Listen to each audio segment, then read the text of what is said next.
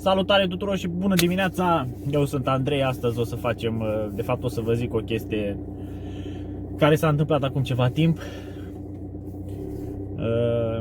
Dar până atunci o să trag câteva cadre cu mașina mea. Să vă arăt așa ca idee cum mai arată și în ce stare mai e. Ideea e că trebuia să fac lucrul ăsta de mult, în sfârșit s-a întâmplat, pe nepregătite, pe nevăzute. O să vă povestesc un pic și istoria de când și până când și ceea ce se va întâmpla de acum încolo, pentru că urmează, zic eu, ceva frumos, ceva interesant. Haideți să vedem cadrele și după discutăm.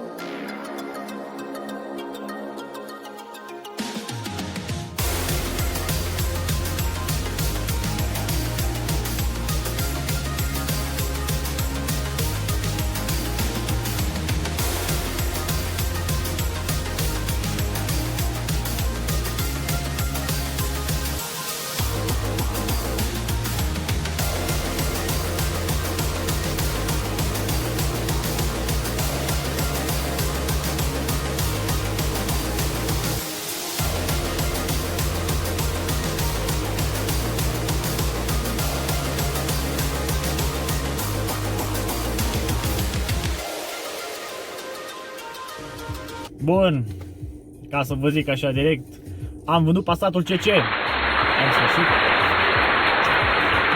Ideea e că nu am vrut să scap de el, adică nu era o mașină rea, nu avea probleme, era o mașină foarte bună, dar îmi doream altceva, pentru că m-am bucurat de ea aproape un an de zile.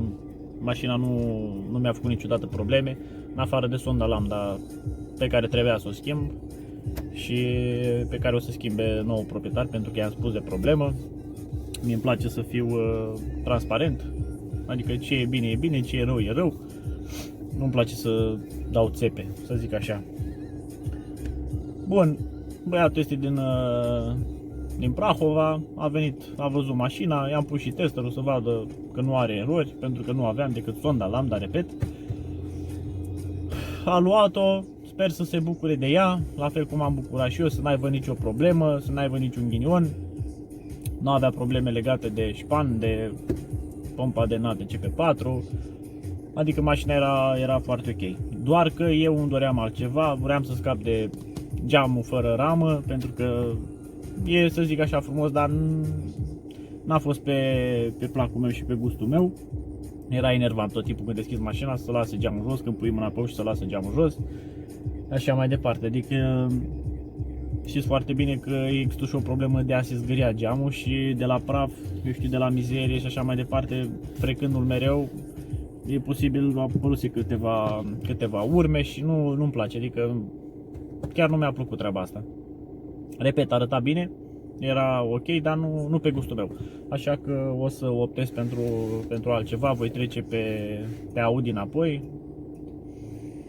Nu știu când o să cumpăr, probabil că mâine, probabil că nu, habar n-am, o să vă țin la curent și o să vă arăt, bineînțeles, despre ce e vorba. Și ce să zic, eu la mașină știți foarte bine, când am cumpărat-o am făcut tot, distribuție, accesorii, am schimbat totul pe Continental și pe Ina, pompă de apă, ulei am băgat doar Ravenol 5W30 VMP USVO, care e cel mai bun din punctul meu de vedere din gama asta. Și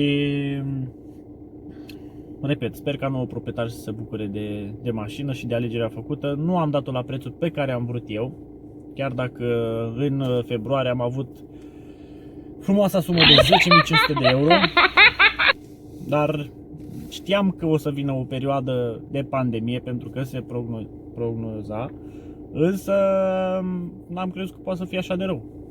Adică, să zic, puterea de cumpărare a scăzut foarte mult. Lumea n-a mai investit în mașini, mă rog, nu e investiție pentru că oricum pierzi la o mașină, dar nu s-a mai cumpărat cum aș fi crezut eu. Adică un Passat CC din 2011 Airline, câteva dotări cu evacuare, cu un volan de Golf 7R, O mașină care arăta foarte bine și la vopsea, în afară de bara care era puțin mătuită și câteva urme de pietricele pe capotă și aici colo câte o zgârietură, două. N-aș fi crezut că pot să vând așa de greu, însă uite că s-a întâmplat. Și am preferat să mai las la preț și nu o să vă zic acum prețul pe care l-am luat, dar pot să vă zic că eu am ieșit pe plus. După un an de zile, după ce am vândut mașina, am ieșit pe plus, adică eu nu am pierdut nimic, chiar am câștigat câțiva bănuți, câteva sute de euro bune, peste 500 de euro, ca să zic așa. Și e curios pentru că la ultimele două mașini, Audi A6 l-am cumpărat cu 5400 de euro și l-am vândut după 2 ani de zile, atenție, cu 5400 de euro, da? Deci n-am pierdut un leu, pentru că schimbasem și la el doar un senzorul de la turații motor și volanta când am luat, adică astea au fost investiții pe care le-am făcut eu la mașină. Nu am schimbat uleiul în cutie, cutia a mers foarte bine, nu avea probleme și așa mai departe.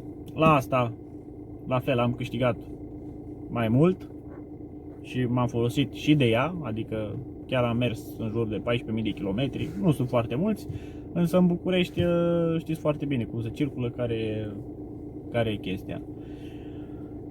Bun, nu vă mai rețin, am și puțină treabă, trebuie să schimb și un far la un Golf, o să vă pun aici filmulețul și o să vă țin la curent cu mașina pe care o să o cumpăr și când o să cumpăr. Eu sper să fie cât mai repede, pentru că am găsit ceva pe gustul meu, ceea ce îmi place mie, cu dotările pe care le vreau eu, adică cumva e perfectă. Dacă ar fi ok și din punct de vedere mecanic, și nu mă îndoiesc că nu este, și electric, și să nu fie erori, zic eu că o să fie bine. O să o testăm, o să o băgăm pe car vertical pentru a nu ne lua vreo țeapă. Mașina e din Germania, adusă, are numere roșii, adusă de 3-4 zile și cam asta e. Ce să vă zic? Haideți să vedem ce am muncit eu.